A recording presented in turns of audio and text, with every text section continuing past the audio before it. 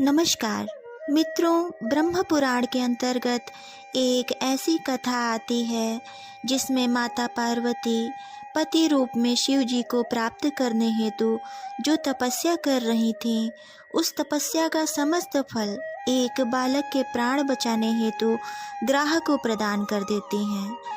आखिर ऐसा क्यों होता है? आइए सुनते हैं इस पौराणिक कथा के अनुसार। पर्वतराज हिमालय की पुत्री पार्वती भगवान शंकर को पति रूप में पाने के लिए कठिन तपस्या कर रही थीं। तपस्या के अंत में ब्रह्मा जी ने उन्हें आश्वासन दिया कि भगवान शिव तुम्हें पति रूप में प्राप्त होंगे। एक दिन वे भगवान शंकर का चिंतन कर रही थीं कि उन्हें पानी में डूबने वाले बालक की करुण पुकार सुनाई दी, जिसे एक ग्राह ने पकड़ रखा था। जब जब ग्राह उसे खींचता तब तब उसका क्रंदन और बढ़ जाता था। श्री पार्वती दौड़कर वहां पहुंची। वह बालक ग्राह के मुख में पड़ा थर थर काँप रहा था। श्री पार्वती ने ग्राह से प्रार्थना की, ग्राहराज, मैं तुम्हें नमस्कार करती हूँ, तुम इस बालक को छोड़ दो। ग्राह ने कहा, विधाता ने मेरे आहार का यह नियम बनाया है कि छठे दिन जो तुम्हारे पास आ जाए उसे तुम खा लेना। आज विधाता ने इसे ही मेरे पास भेजा है, मैं इसे किसी प्रकार छोड़ नहीं सकता। उमा बोली, ग्राहराज, इस बालक को तो छोड़ ही दो, इसके बदले में मैं तुम्हें अपनी तपस्या का पुण्य देती हूँ।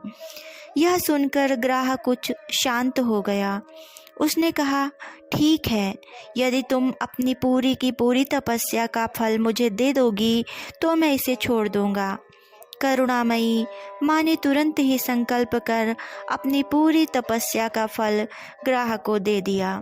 तपस्या का फल पाते ही वह ग्राह मध्याह्न के सूर्य की तरह प्रकाशित हो उठा। उसने कहा, देवी, तुम अपनी तपस्या का फल वापस ले लो, मैं तुम्हारे कहने से ही इसे छोड़ दूंगा। किंतु पार्वती जी ने उसे पुनः स्वीकार नहीं किया। ग्रहराज ने देवी की भूरी भूरी प्रशंसा की और बच्चे को छोड़ दिया।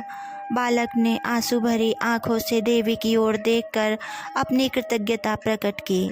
देवी ने दुलार पुचकार कर उस बच्चे को सबल बना दिया। बालक को बचाकर उमा बहुत संतुष्ट थीं। आश्रम में आकर वे पुनः तपस्या का उपक्रम करने लगीं। तब भगवान शंकर प्रकट हो गए और बोले, कल्याणी, अब तुम्हें तपस्या करने की आवश्यकता नहीं है, तुमने वह तपस्या मुझे ही अर्पित की है, वह अनंत गुना होकर तुम्हारे लिए अक्षय बन गई है।